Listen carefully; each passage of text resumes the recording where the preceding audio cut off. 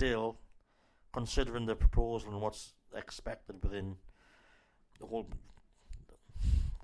point of merging in with Europe, 20 odd 30 odd years isn't really a long time. So it's still a baby, really, the whole concept of the EU.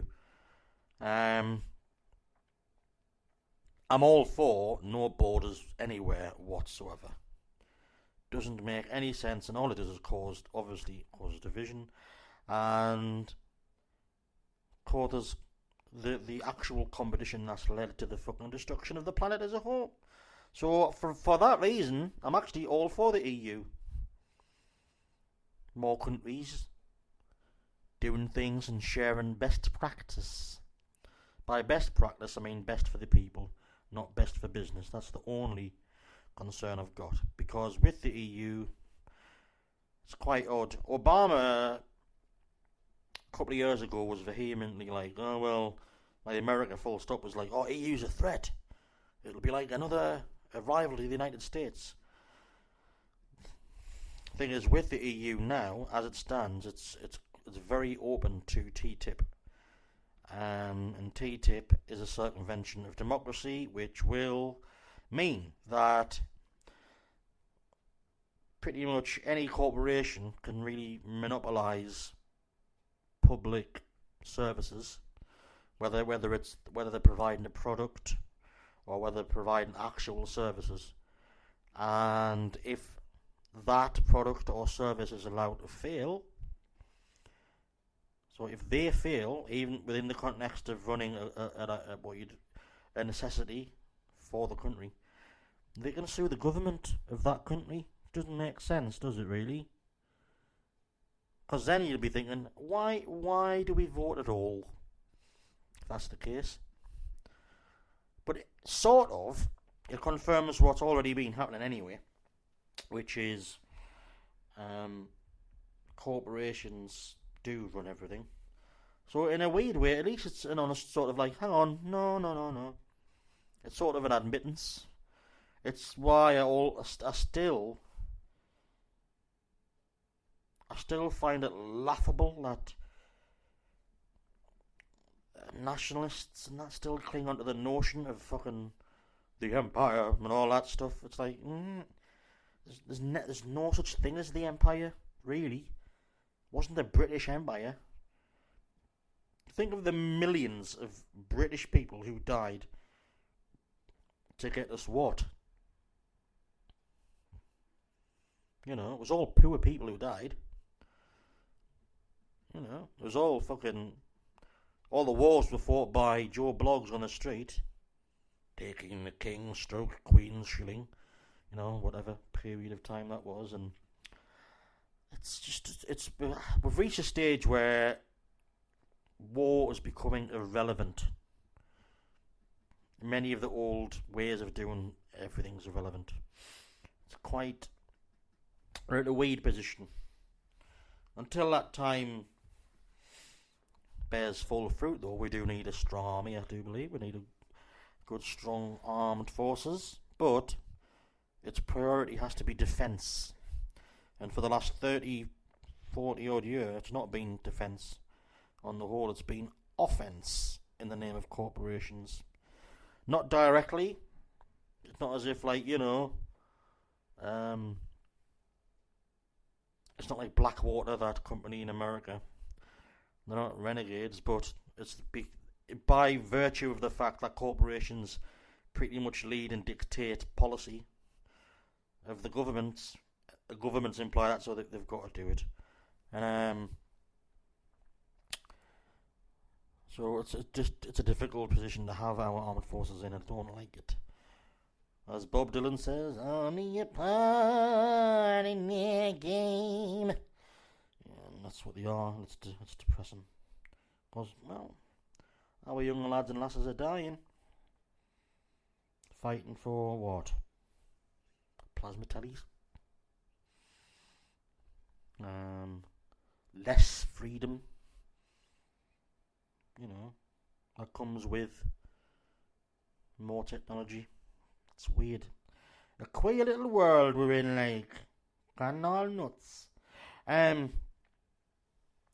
Speaking of privatisation and stuff, I haven't mentioned that in my little run through there, but there's I forgot which village stroke town, not village.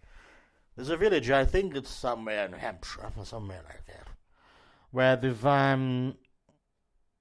their police services have been cut so much that the locals have taken upon themselves to sort of crowdfund a policeman. That's a disturbing concept because, as with the NHS and as with everything that the Conservatives over the years, not just this current government, whenever they're in power, they privatise everything because they don't want government. They don't want state. They want the government to sort of do the admin.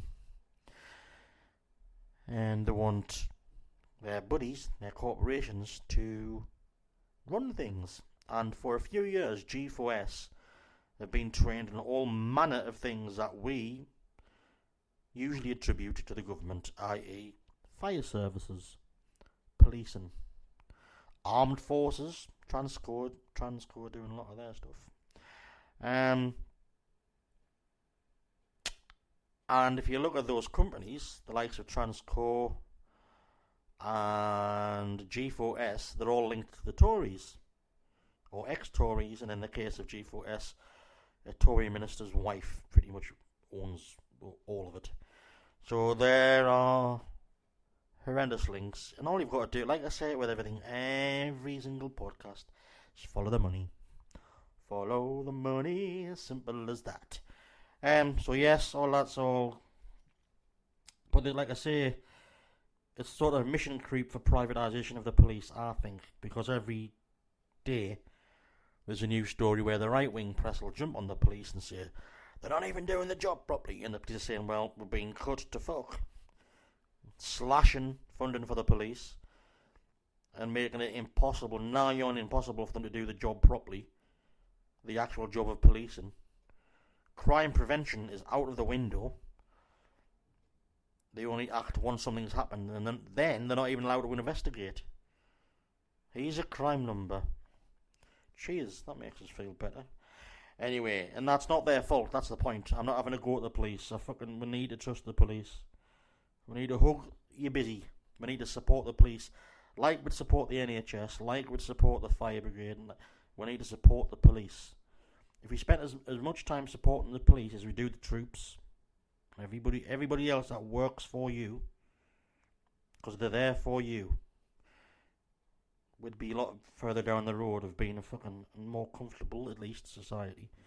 Because we're rapidly descending into a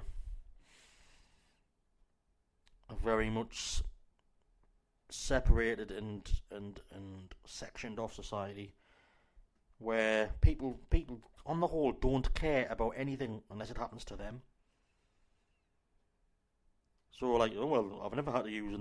I've never been in hospital. Then when they're in hospital, then they have this Damaskian revelation that, oh, hang on, these are brilliant. Yeah. Like I said before, I had that last year. I've always supported them.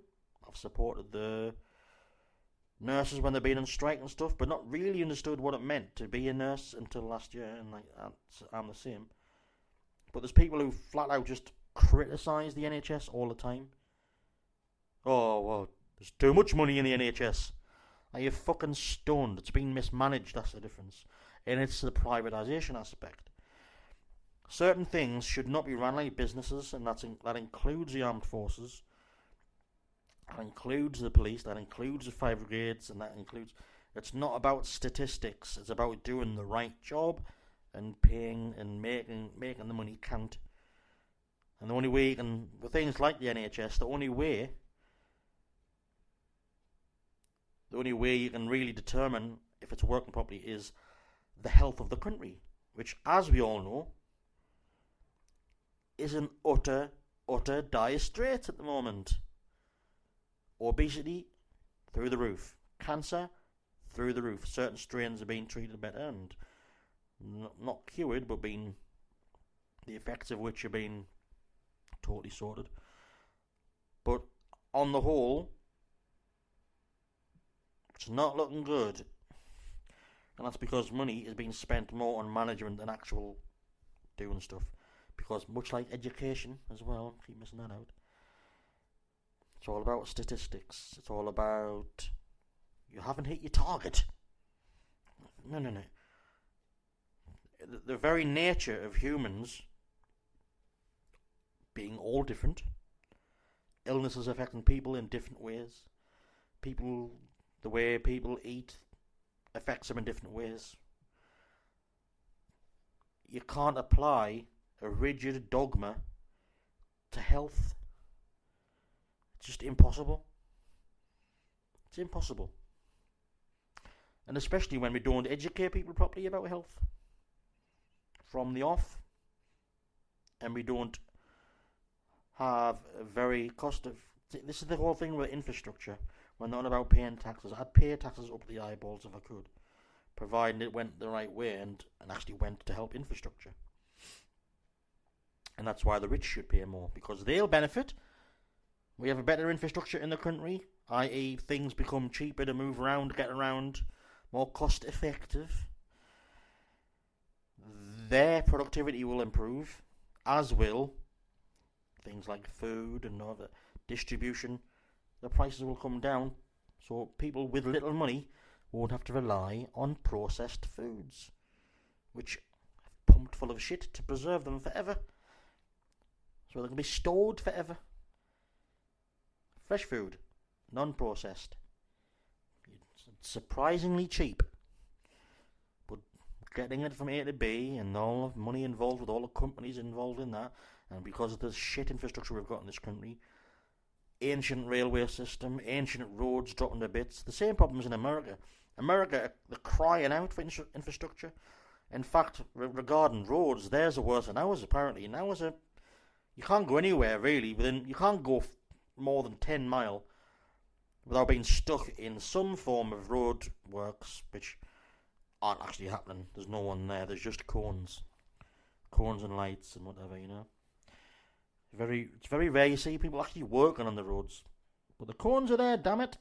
Anyway, so yes, so this little village, this town is, regrettably, there was a guy on the radio today from the village saying we really did not want to be in this situation, but we have to, and it's my worry is it's going to be a situation where it'd be like a test. Yeah, they work. It's working for them. That's mission creep.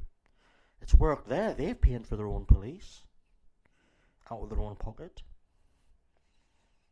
And the worry is if that spreads, that sort of mentality spreads. It's starting to in the Met. Apparently, they're looking to place advertising on the side of police cars to drum up money because they haven't got any, and it's been spent in the wrong way, which, you know. That's something else that could be looked at. But it's like, this is what the Conservatives do. And to Noam Chomsky first highlighted this about privatisation. You cut down the funding, it fails, and you blame it and not the actual lack of funding. And so when the people blame it, they go, oh, look at this, shiny, shiny. We can improve it. They take over it and privatise. It's beginning to creep into the NHS with Virgin. Now, I'm not like a total anti-Richard Branson type person. He's a bit of a bell end, but also, he's one of the few what you'd call philanthropic rich people. He does do a great deal of good with his money. Not many do. That's the trouble. Anyway. I digress. So, mission creep. You've got to keep your eye on that in the press. Privatisation of the forces, privatisation of fire brigades, that will happen. And at the moment, it's seemingly the police. So every time the press is saying, oh, the police are disgraceful. They don't even turn up for this, that and the other. There's a reason why. And it's like anything. If there's a failure in a service that you require, that you rely on